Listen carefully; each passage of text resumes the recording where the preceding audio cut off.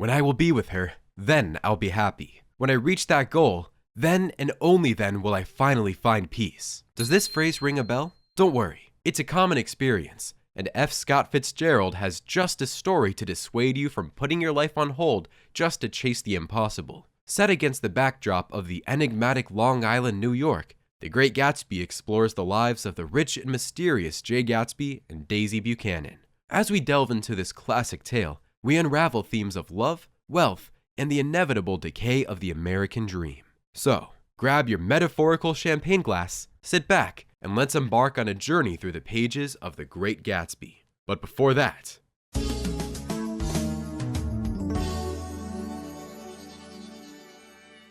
in spring of 1922, Nick Carraway, a Yale alum from the Midwest and a World War I veteran, journeys to New York City to obtain employment as a bond salesman.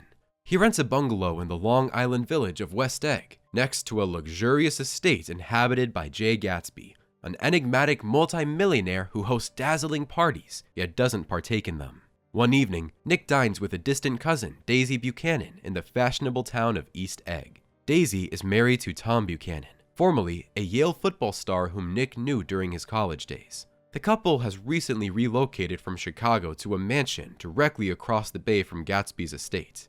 There, Nick encounters Jordan Baker, an insolent flapper and golf champion who is a childhood friend of Daisy's. Jordan confides to Nick that Tom keeps a mistress, Myrtle Wilson, who brazenly telephones him at his home and who lives in the Valley of Ashes, a sprawling refuse dump. That evening, Nick sees Gatsby standing alone on his lawn, staring at a green light across the bay. Days later, Nick reluctantly accompanies a drunken and agitated Tom to New York City by train. On the way, they stop at a garage inhabited by mechanic George Wilson and his wife Myrtle. Myrtle joins them, and the trio proceed to a small New York apartment that Tom has rented for tryst with her. Guests arrive and a party ensues, which ends with Tom slapping Myrtle and breaking her nose after she mentions Daisy. One morning, Nick receives a formal invitation to a party at Gatsby's mansion. Once there, Nick is embarrassed that he recognizes no one and begins drinking heavily until he encounters Jordan. While chatting with her, he is approached by a man who introduces himself as Jay Gatsby and insists that both he and Nick served in the 3rd Infantry Division during the war. Gatsby attempts to ingratiate himself with Nick, and when Nick leaves the party, he notices Gatsby watching him. In late July, Nick and Gatsby have a lunch at a speakeasy. Gatsby tries impressing Nick with tales of his war heroism and his Oxford days. Afterward, Nick meets Jordan again, this time at the Plaza Hotel. Jordan reveals that Gatsby and Daisy met around 1917 when Gatsby was an officer in the American Expeditionary Forces. They fell in love, but when Gatsby was deployed overseas, Daisy reluctantly married Tom. Gatsby hopes that his newfound wealth and dazzling parties will make Daisy reconsider.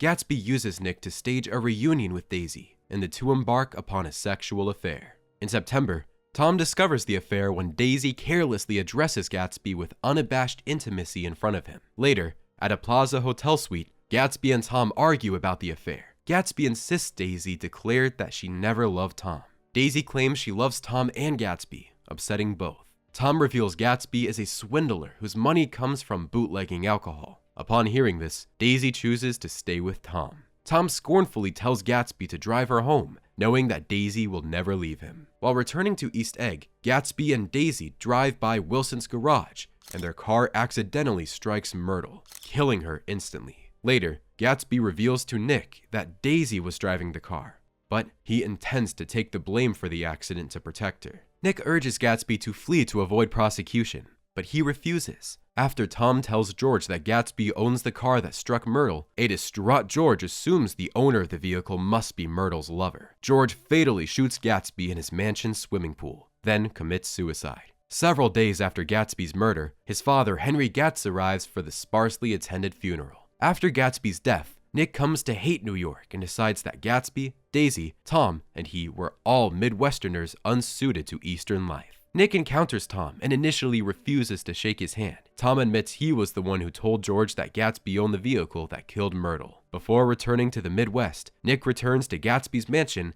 and stares across the bay at the green light emanating from the end of Daisy's dock.